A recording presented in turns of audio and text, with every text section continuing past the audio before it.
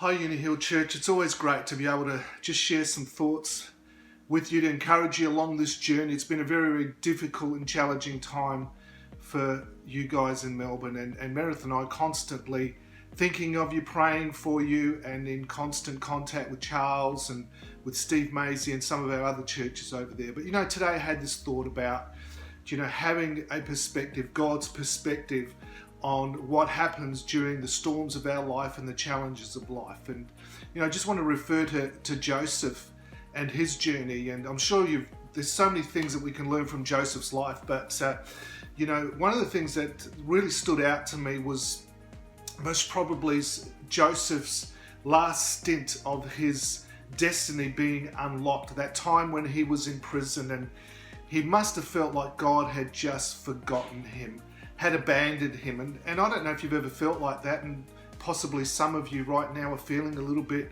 abandoned and forgotten by what is going on. But I just find great encouragement in God's word, and as we read Joseph's story as he's in his last leg of this time of destiny, this new chapter of his life, we see him in prison, and one day he encounters the cupbearer and the baker from Pharaoh's court, and they both have a dream, and the story. And he interprets their dream, and the cupbearer's dream is one of restoration and being reinstated back to his former position. And Joseph cries out to him, I believe in total desperation, saying, listen, when all goes well with you, will you remember me to Pharaoh? And praying that this is the opportunity, maybe the only opportunity that's going to come that will help him to be free.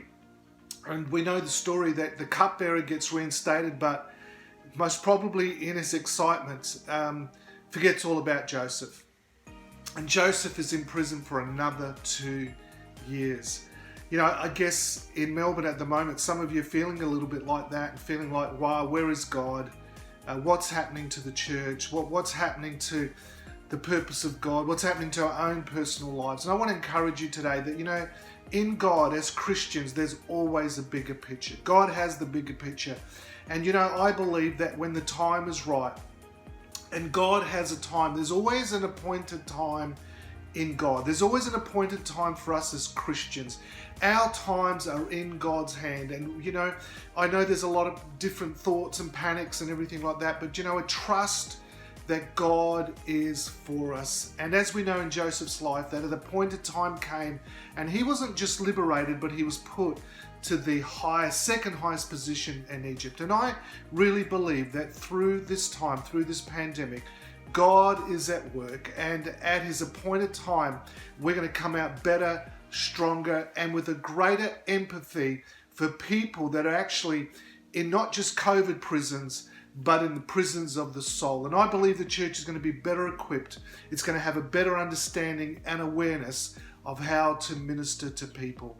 I really pray today that you get a hold of the purpose of God, the bigger picture, that he's putting all the jigsaw pieces together for us to really take a hold of everything that he has for us. Hey, may God bless you.